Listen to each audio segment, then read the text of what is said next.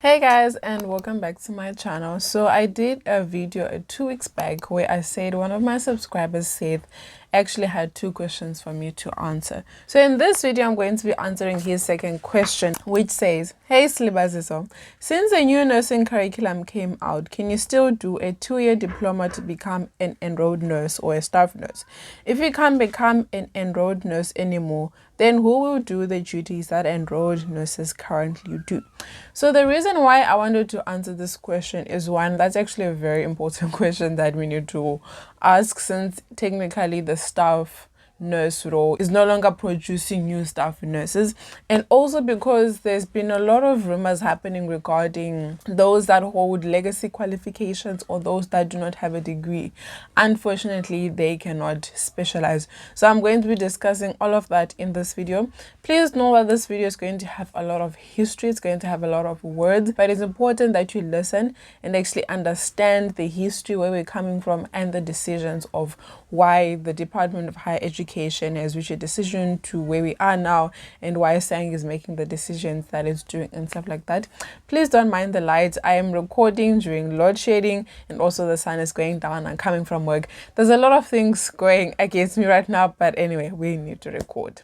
So to begin with, I have made a video previously explaining what the NQF levels are. So the National Qualifications Framework is a South African framework that is used to arrange the levels of learning achievement. So the Higher Education Qualifications Framework, which was propagated in October of 2007, so they provided for the establishment of this single framework for higher education to ensure that all the different degrees that are similar can be ranked at the same level, but also to make it easier for you to transfer between different higher education institutions. So whether you're coming from a vocational school, a college, or university, if your NQF level at that vocational school says that your degree or your diploma is at an NQF level 6, even if you move to another institution, it will stay like that. As a result, it makes it easier for us to transfer between different universities across the country. So that's one benefit of this NQF level. And please know that before 2009, universities and colleges had different ranking systems, or their different qualifications frameworks. So at one university, your degree could be told that it's an NQF level 7, another university they might tell you it is NQF level 6. As a result, it causes a lot of frustration. I'm sure it did before. So then from the 1st of January 2009, all new programs that were coming in, they had to go through the Higher Education Qualifications Framework, so that there could be a standardized qualification framework level that was assigned to each new program. That is why from 2019, that's why certain programs could no longer be rolled out, and that's why they were now called legacy qualifications, because all new programs that were coming in, they were being given a standardized qualification level. So then SANG came in and said, okay, cool, there have been these new NQF levels that have been assigned, but then now we have concerns where there's some legacy qualifications that have not been aligned according to this new NQF level. What are going to be the consequences for career progression and the supply of nurses in these various categories? So then the Council on Higher Education released Comminique 10 of 2022, which would address the issue of how these legacy qualifications would match up on the revised Higher Education Qualification Sub-Framework. So the legacy qualifications in question with this Comminique 10 of 2022 is your certificate in auxiliary nursing, your certificate in enrolled nursing, then your diploma, which is the bridging into nursing or general psychiatric nursing. I don't know what this is, but it's a legacy qualification. Then you've got your diploma in midwifery, then you've got your diploma in nursing and midwifery. So if you've got an aunt, a mom who's got any of these legacy qualifications, bring them over and tell them to come watch this video. But anyway, so looking at these legacy qualifications, these were their previous NQF level. So your 1-year certificate in auxiliary nurse, they were at NQF level 3, which is lower than your matric certificate. Then you've got the 2-year certificate or your enrolled auxiliary nurse, which was at an NQF level 4. Then you've got your 2-year diploma to become either a general or a psychiatric nurse, which was at an NQF level 6. And then also your 1-year diploma to become a midwife was at an NQF level 6. Then you've got your 4-year diploma to become a nurse and midwife was at NQF level 6. And then you also had your bachelor's degree to become a nurse and midwife, which was at NQF level 7. And then you've you've got your 1-year post-basic diploma in a range of different specializations, which was at an NQF level 7. So these are the new NQF levels for these legacy qualifications. So your 1-year higher certificate in nursing, it's now at an NQF level 5, which is higher than your matric certificate. Then you've got your diploma in nursing, which is a 3-year one that you can do at a college. It is at an NQF level 6. Then you've got your advanced diploma in midwifery, which is at a NQF level 7. Then you've got your bachelor of nursing, which is at an NQF level 8, which is where we fall in, or even the new nursing program. Then you've got your postgraduate diploma in a range of specializations. It is an NQF level 8. So looking at this, the Council of Higher Education also noted that nurses who completed legacy qualifications, obviously had spent many years as nurses and obviously had a lot of practical experience, and they increased their knowledge of the nursing profession within the profession and within clinical practice. As a result, they knew that they could not just take away this amount of experience that you have.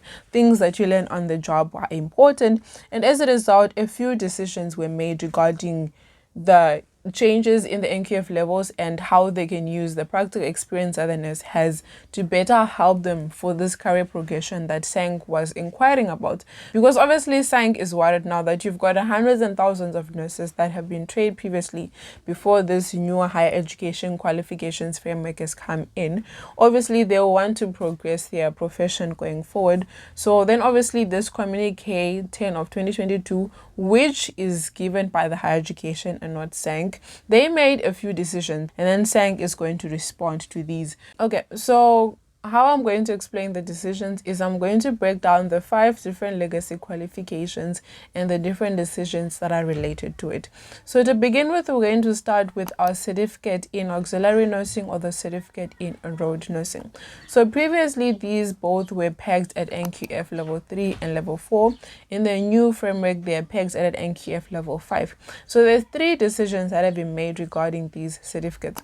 So the first decision that was made regarding these certificates, I think this was aimed at those that do not hold a national senior certificate, is that you may apply for a program that is pegged at an NQF level 6, which is your diploma.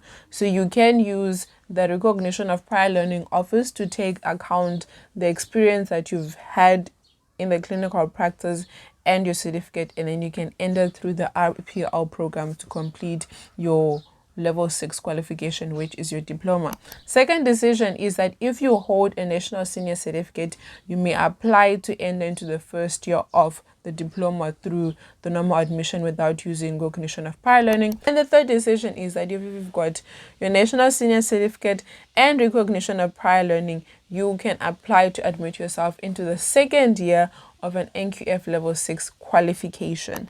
So the next legacy qualification in question is your diploma bridging in nursing to become a general or a psychiatric nursing. So nurses that hold this nursing diploma is you can be registered as a general nurse by SANC, and your degree is pegged at an NQF level 6. So decision number 4 that was made by Communique 10 of 2022 is that if you hold this diploma, you can enter into the NQF level 7 program, which is your advanced diploma in midwifery. So that's a way for you to advance or for you to progress your career. So the next legacy qualification in question is your 1-year diploma in midwifery. This one is a bit of a mouthful. So the Higher Education Qualifications Council concluded that the program that leads to you having a 1-year diploma in midwifery shows only partial sufficiency in the depth and volume of learning to fulfill the learning outcomes for you to be at an NQF level 7, which was the previous NQF level that was assigned to this legacy qualification. So then from the gap analysis and considering the contextual application of the level descriptors, this diploma in midwifery was then pegged at NQF level 6. But then it was further found that the practical hours, hence the credits that you get from this program, aligned with advanced diploma in midwifery, and as a result you would not need to do extra hours for you to qualify for the advanced diploma.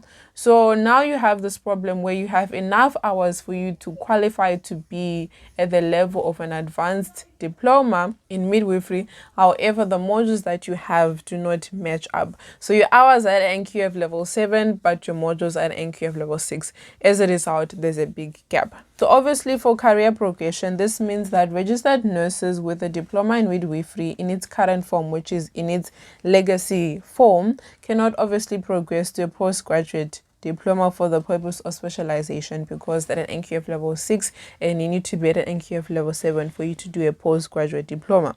As a result, this would require these registered nurses to complete top-up modules for the award of an advanced diploma in midwifery. So what this means is that with your legacy qualification, which is your diploma, your modules are at an NQF level 6. As a result, if you can be given top-up modules that can lead you to having the same level as an advanced diploma in midwifery, which is an NQF level 7. If you can get to that level, that means you will then be able to enter into a postgraduate diploma because you qualify now. So then the decision that they made, which is now decision 5 or Comminique 10 of 2022, is that it is recommended that the Fundisa Education Portfolio Committee and the nursing education institutions that have been accredited to offer the advanced diploma in midwifery engage further with a view to reaching an agreement on for additional learning in the form of top-up modules that would result in the full achievement of the NQF level 7 descriptors, and on which, on successful completion, would result in the registered nurse achieving an advanced diploma in midwifery, and this in turn would enable the progression into the postgraduate diploma. So the next legacy qualification that we discuss is the 4-year diploma in nursing and midwifery.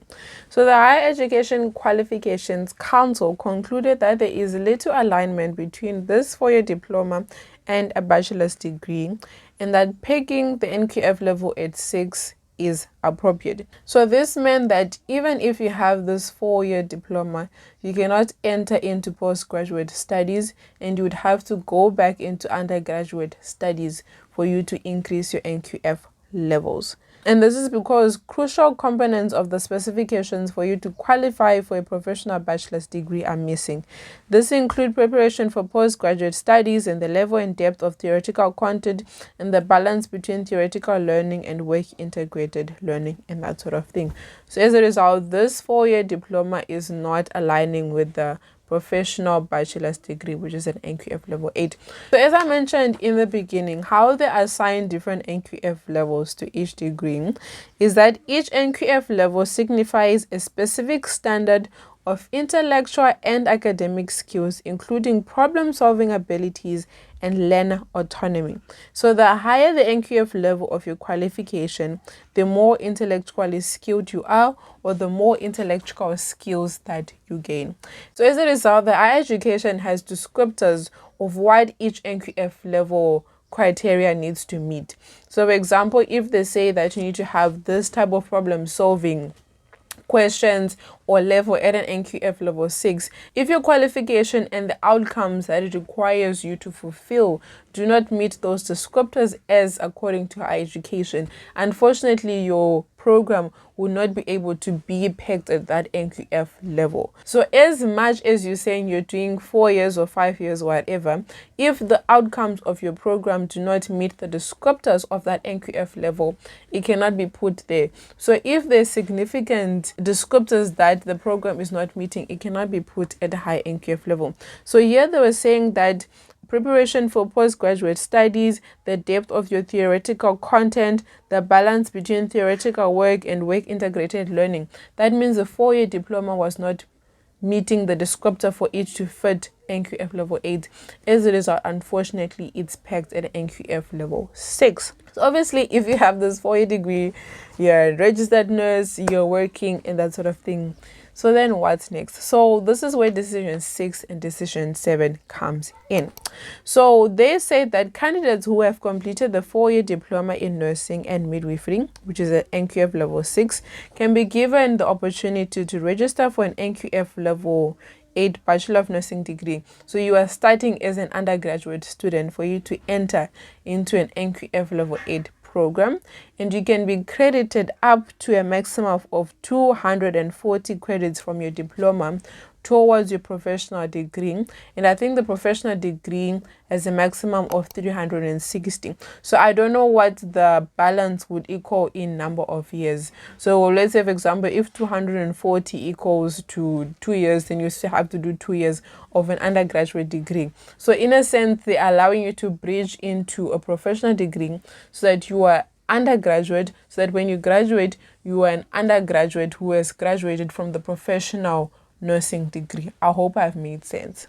Decision 7 regarding this is that holders of the 4-year diploma in nursing and midwifery that are registered as nurses and midwives or SANC can be given an opportunity to register for either a purpose-designed advanced diploma or a purpose-designed 3-year degree, for which they can be granted credits for 50% of the program in order for them to obtain a qualification NQF level 7. So essentially what the higher education department here is saying is that SANC would have to create this purpose-driven advanced diploma or a purpose-driven 3-year degree that would allow for these 4-year diploma holders to be able to graduate into, for them to be at NQF level 7, because once you're at NQF level 7, then you can enter into postgraduate studies. So as you can see, these decisions have a lot of implications for how SANC must now react, and also implications for how as the professions that hold these legacy qualifications have to react. Okay, so this is SANC's response to Comminique 10 of 2022. So SANC agreed with decisions 1, 2, 3, and 4. Then it stated that the South African Nursing Council distances itself from the Council of Higher Education Comminique 10 of 2022 on articulation pathways, which is decisions 5, 6, and 7, as presented for nurses who have graduated from the 4-year comprehensive diploma and the general nurses in the 1-year midwifery qualification. The SANC was not part of these discussions leading to decision 5, 6, and 7, Comminique 10 of 2022, after noticing that the discussions were derailed from the SANC recommendations and were not in the best interest of the nursing profession. So what are now the implications of this decision 5, 6, and 7 that SANC is distancing itself from? So they say that the larger pool of registered nurses who are eligible to access the postgraduate diploma programs are those that are affected by decision 5, 6, and 7 as of Comminique 10 of 2022. There will be therefore a narrow pool of nurses who are eligible to access postgraduate diploma programs directly. There is currently an outcry on the shortages of nurse specialists and midwife specialists in South Africa. Should the nursing education institutions not be able to train adequate nurse specialists and midwife specialists, it will exacerbate the shortage of this category, and also the burden will come to us, the younger generation that are coming in.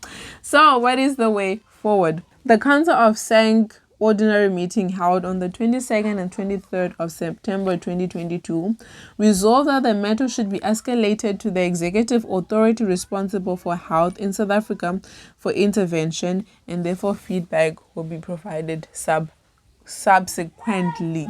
So as the making of this video, there has been a response yet.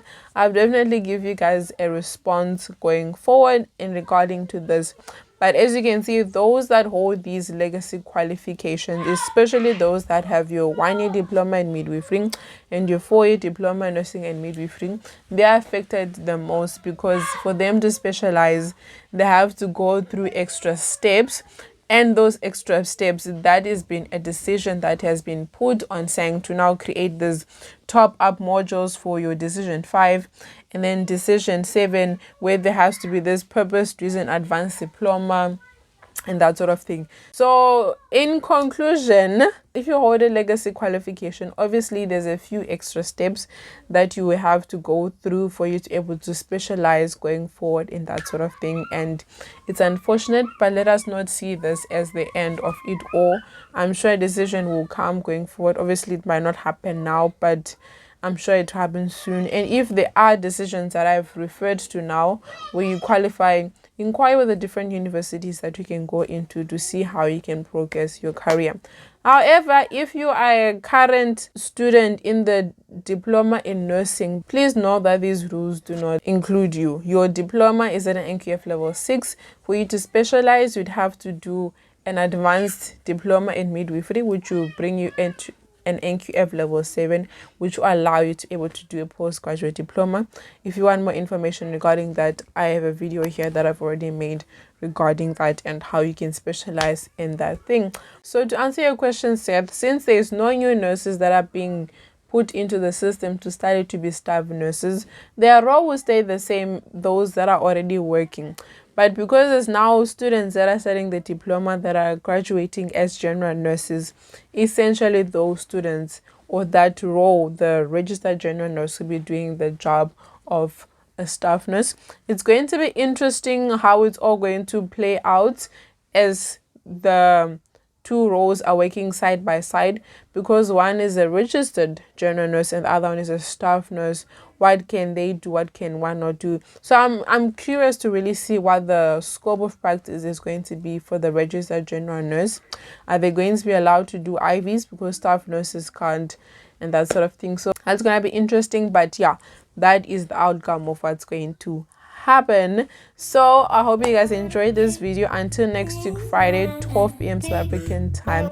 Have an awesome one. Bye, guys.